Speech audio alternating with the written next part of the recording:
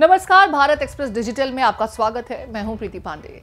राजस्थान के विधानसभा चुनाव में एक चेहरा बहुत चर्चा में रहा। 30 नवंबर को तेलंगाना में मतदान संपन्न होने के साथ जब एग्जिट पोल आए, ये चेहरा सूबे के मुख्यमंत्री पद के लिए भारतीय जनता पार्टी की ओर से पूर्व सीएम वसुंधरा राजे को भी पीछे छोड़कर पार्टी का सबसे लोकप्रिय चेहरा बनकर उभरा। संसद परिसर में विपक्ष के नेता अधीर रंजन चौधरी तक भावी मुख्यमंत्री बताने लगे थे, लेकिन मुख्यमंत्री की कौन कहे। नए मुख्यमंत्री भजन लाल शर्मा के नेतृत्व वाली सरकार के कैबिनेट में भी इस नेता को जगह नहीं मिली। ये बात हो रही है महंत बालकनाथ योगी की। दरअसल बीजेपी ने राजस्थान के चुनाव में महारानी दिया कुमारी, राज्यवर्धन सिंह राठौर, देवजी पटेल, नरेंद्र कीचड़, भागीरथ चौधरी और बाबा बालकनाथ समेत कुल 7 सांसदों को चुनावी मैदान में उतारा था।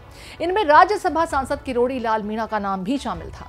हरियाणा के रोहतक स्थित बाबा मस्तनाथ पीठ के महंत बाबा बालकनाथ योगी भी तिजारा सीट से मैदान में थे।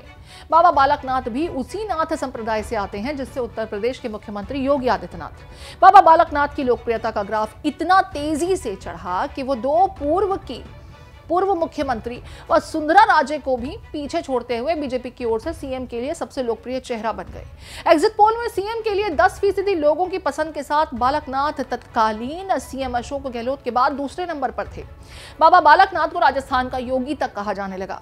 सीएम के लिए दावा मजबूत बताया जाने लगा था, लेकिन जब सीएम फेस से पर्दा उठा तब भजन लाल शर्मा सब पर भारी पड़ गए।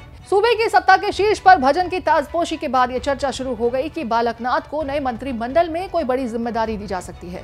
लेकिन बड़ी जिम्मेदारी की कौन कहे, सीएम के लिए बीजेपी का सबसे लोकप्रिय चेहरा रहे बालकनाथ को भजन कैबिनेट में भी जगह तक नहीं मिली। अब सवाल ये उठ रहे हैं कि आखिर कौन से फैक्टर्स हैं जो बालकनाथ के मंत्री बनने की राह में बाधा बन गए, वो भी तब जब चुनाव जीतकर विधानसभा पहुंचे 4 सांसदों में से 3 को पार्टी ने सरकार में एडजस्ट कर दिया। लेकिन बालकनाथ कैसे छूट गए या छोड़ दिए गए।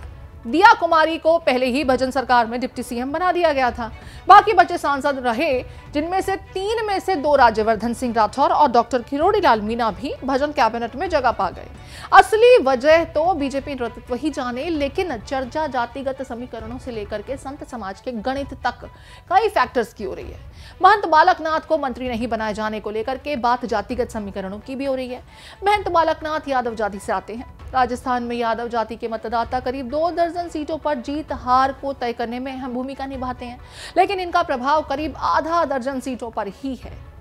बीजेपी का आधार इस जाति में कमजोर माना जाता रहा है। पार्टी ने मध्य प्रदेश में सरकार की कमान मोहन यादव को सौंपकर पहले ही यादव कार्ड खेल दिया था। बालकनाथ की पहचान एक महंत के रूप में ज्यादा है। ऐसे में उनके नाम के सहारे यादव समाज तक मैसेज ठीक ठाक पहुंचेगा, इसे लेकर शायद पार्टी के नेता आश्वस्त नहीं थे। बालकनाथ के मंत्री बनने की राह में एक बाधा संत महंत फैक्टर को भी बताया जा रहा है। राजस्थान के चुनाव में इस बार बीजेपी की टिकट पर 3 संत महंत विधानसभा पहुंचे।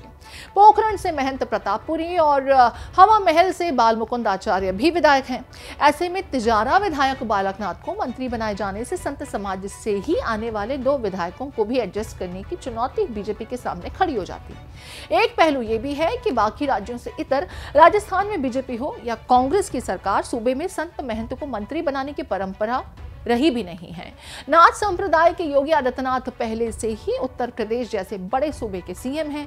ऐसे में बालकनाथ को मंत्री बनाए जाने या नहीं बनाए जाने से इस संप्रदाय में आस्था रखने वाले लोगों की नाराजगी का खतरा नहीं के बराबर था।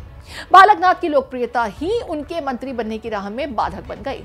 कहा यह भी जा रहा है बालकनाथ को मंत्री बनाए जाने पर पार्टी को सीएम भजन लाल से फोकस शिफ्ट की आशंका भी रही होगी। बालकनाथ का मंत्रिमंडल में होना सीएम भजन के लिए असहज करने वाला हो सकता था।